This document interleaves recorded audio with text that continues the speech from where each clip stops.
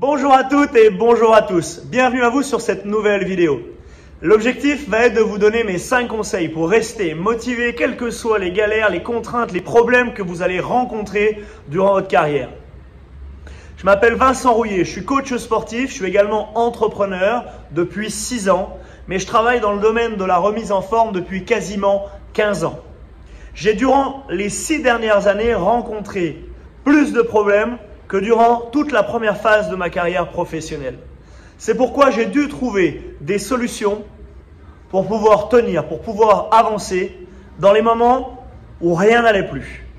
Je vais tenter à travers cette vidéo vous donner les 5 conseils qui m'ont permis à chaque fois de rester motivé, de continuer d'avancer et de progresser. Si vous regardez cette vidéo, c'est que vous avez déjà vu l'introduction. La vidéo du jour va être une expérience de vie. Je vais vous transmettre comment j'en suis arrivé là aujourd'hui.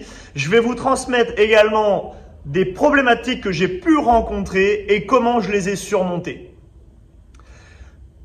À l'âge de 30 ans, j'ai eu probablement la pire chose qui puisse arriver à tout entrepreneur ou à tout sportif.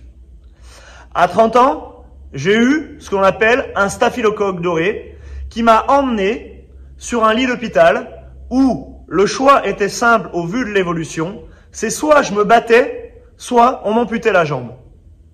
J'ai fait le choix de me battre. J'ai fait le choix de me battre pour continuer de transmettre, pour continuer de donner, pour continuer de vous donner ce qui me passionne dans ma vie. Mais lors de cette période, j'ai aussi vécu de très belles choses. J'ai vécu une période qui a peut-être changé totalement la vision de mon métier, qui m'a également construit et qui a permis de voir exactement ce que je voulais réaliser dans la vie. La vidéo suivante portera mon premier conseil sur mes 5 clés pour rester motivé en permanence. La première clé que je vais vous donner. Ma première clé, c'est tout simplement ce que l'on appelle la vision. La vision, c'est ce que vous allez pouvoir faire sur du court, du moyen et du long terme. Vous devez vous donner des objectifs. Dans votre vie personnelle, vous avez peut-être comme objectif, numéro 1, c'est d'avoir un métier. Ça, c'est plutôt sur du court et du moyen terme. Sur du moyen et du long terme, vous avez certainement comme objectif de fonder une famille. Dans un premier temps, ça va être de fonder quelque chose avec une personne autre que vous ou que vos parents. Voyager. Avoir un appartement en location ensemble, par exemple. Et puis, vous avez des objectifs à long terme. Acheter une maison, acheter une voiture, avoir des enfants. Faire grandir vos enfants. Toutes ces choses vous permettent d'avoir une vision sur du long terme. En termes sportifs ou en termes entrepreneurial, c'est exactement la même chose. Vous devez vous donner ici un objectif à court terme, à moyen terme et à long terme. Pour moi, par exemple, depuis que j'ai démarré mon métier, mon premier objectif, c'était de coacher des gens. C'était du court terme, du moyen terme et également du long terme. Mon objectif à moyen terme, c'était de coacher et de voyager. Je suis parti en Espagne, je suis parti en Italie, je suis parti aux États-Unis et j'ai fait ce que j'aimais faire. Je me suis formé et j'ai adoré. Sur du long terme, mon objectif, c'était de travailler pour moi et d'être libre de travailler de la manière dont j'ai envie, la manière qui me plaît. Et puis, à l'intérieur de ces phases, je me suis donné d'autres objectifs. Quand j'ai monté mon entreprise, je me suis redonné des objectifs à court terme, à moyen terme et à long terme. Vous devez avoir une vision.